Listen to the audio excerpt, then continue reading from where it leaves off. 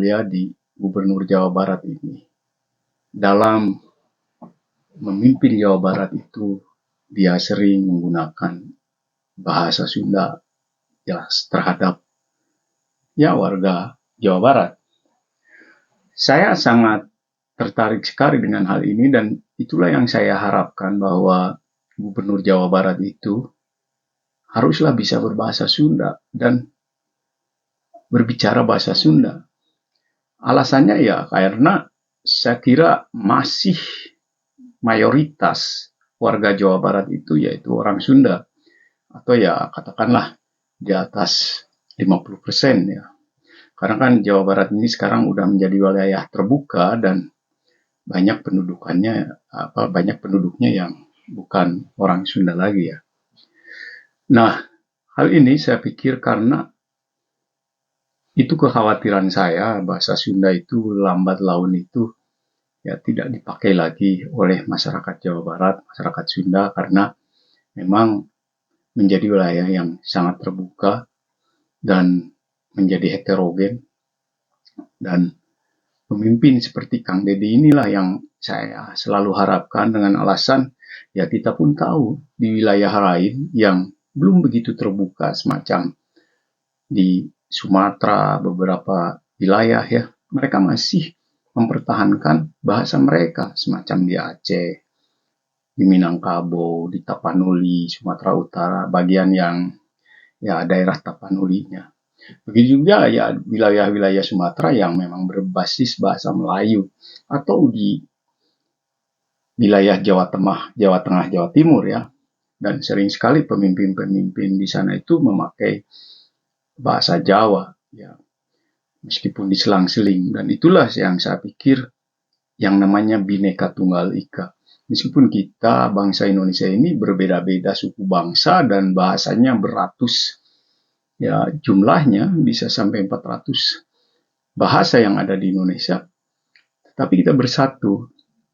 Dan saya yakin dengan kepemimpinan Kang Deddy Mulyadi, bahasa Sunda itu akan lestari dan akan sangat disukai lagi oleh masyarakat Sunda, masyarakat Jawa Barat ya pada umumnya.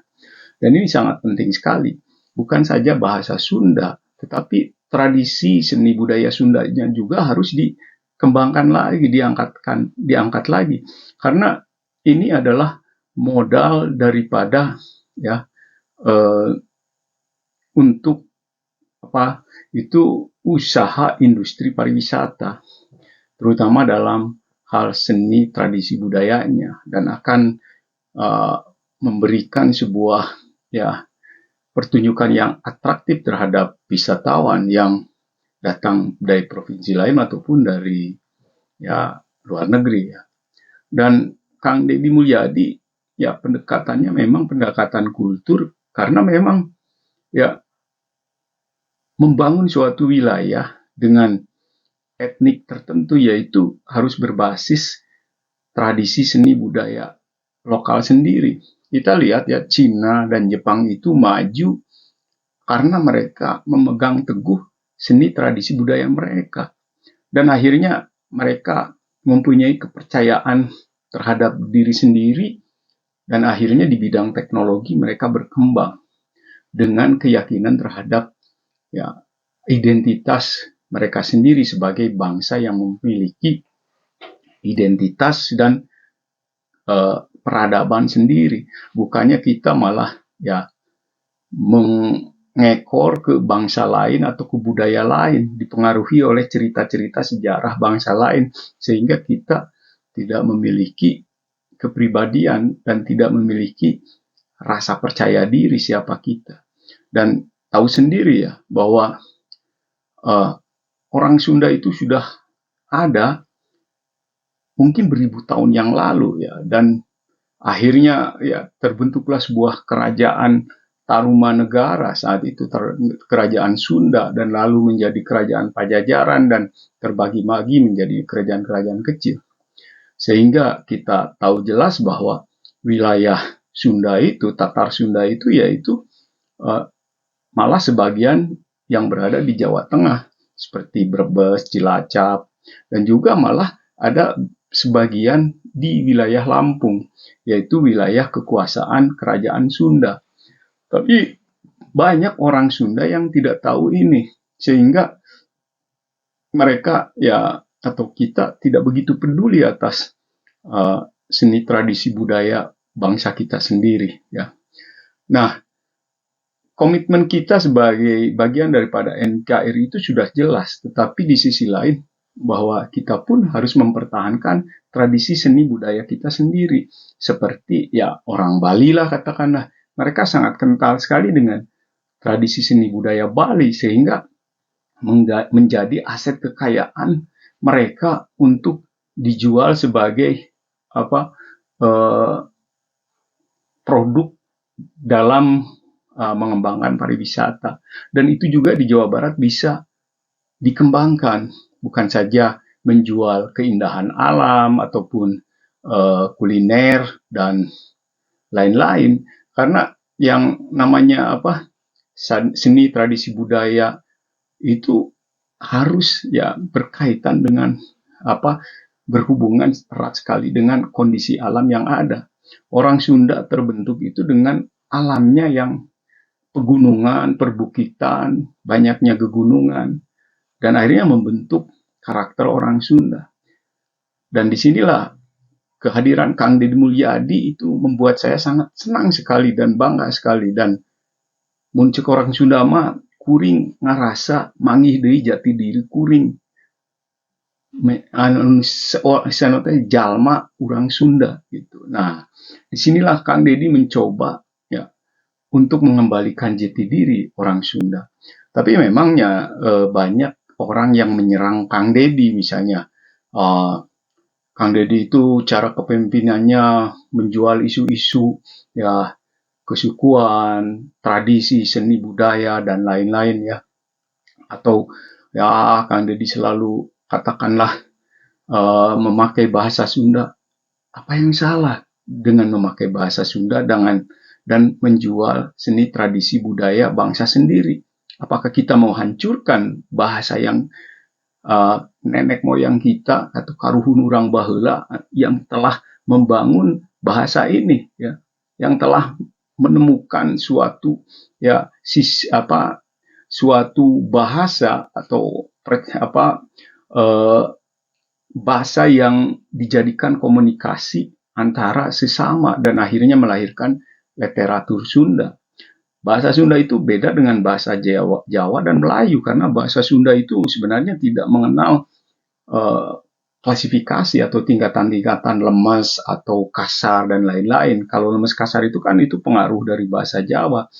Nah, bahasa Sunda itu banyaknya dialek, misalnya orang Banten dialeknya begini, orang Tasik begini, orang Subang begini, orang Depok begini, dan akhirnya ya seperti orang memikirnya bahwa atau merasakannya bahwa kalau orang Banten bicara begitu itu kasar, atau orang Subang bicaranya begitu itu kasar. Sebenarnya tidak, tapi bahasa Sunda memang begitu, bahasa yang tidak mengenal klasifikasi lemes atau halus atau kasarnya.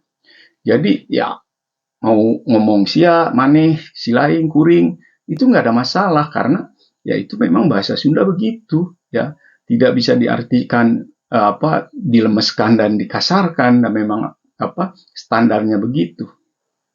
Nah, dan lalu posisi kita sebagai orang Sunda, warga Sunda harus mendukung ya sepak terjang Kang Deddy yang selama ini memang jelas sekali ya ingin mengembalikan jati diri orang Sunda kepada orang Sunda ya. Jadi muncul orang Sunda mah mulang kasal ya kajati diri sorangan gitu.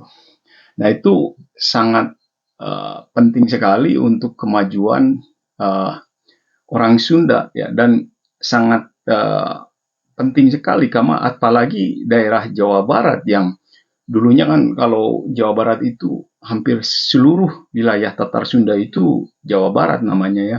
Tapi kan sudah dibagi-bagi, ada Provinsi Banten, Betawi juga yang dulunya adalah kelapa, ya, Sunda Kelapa, yang wilayah namanya sebenarnya Betawi, bukan orang Betawi. Kebetulan ya kayak Subang orang Betawi orang Betawi. Tetapi akhirnya Betawi ini dijadikan sebuah nama suku. Sebenarnya itu bukan. Tetapi Betawi itu nama sebuah tempat yang akhirnya menjadi nama sebuah suku. Lalu kenapa ada tumbuh bahasa Betawi di sana? Bahasa Betawi adalah bahasa Sunda yang telah terakulturalisasi dan maksudnya terinkulturalisasi oleh bahasa Melayu, sehingga tumbuhlah bahasa baru. Dan itulah yang dikhawatirkan nanti di daerah-daerah lain, semacam di Bogor, di Bekasi, di Bandung, dan lain-lain. Lama-lama bahasa Sunda itu akan hilang karena terjadinya inkulturalisasi dari bahasa Melayu atau bahasa Indonesia atau bahasa-bahasa daerah lain. Karena misalnya banyaknya orang Jawa di Jawa Barat dan juga orang Batak di Jawa Barat, akhirnya orang Sunda itu tidak ngomong bahasa Sunda, malah ngomong bahasa Jawa dan Batak. Nah ini kan sama saja orang Sunda itu bunuh diri terhadap identitas sendiri dan kultur sendiri dan bahasa sendiri. Makanya punya pemimpin seperti Kang Deddy Mulyadi yang kesundaan sekali, sering memakai bahasa Sunda, itu harus didukung. Dan saya sangat senang. Dan pemimpin Jawa Barat, pemimpin Banten, ya, harus selalu orang Sunda. Kalau tidak, orang Sunda akan musnah suatu hari. Sekian dari saya, Sampurasun kasadayana, hayu urang ngahiji babarengan. Ngembangkeun, ngalestarikeun, ngawuwuleh bahasa Sunda jeung tradisi Sunda. Sampurasun kasadayana.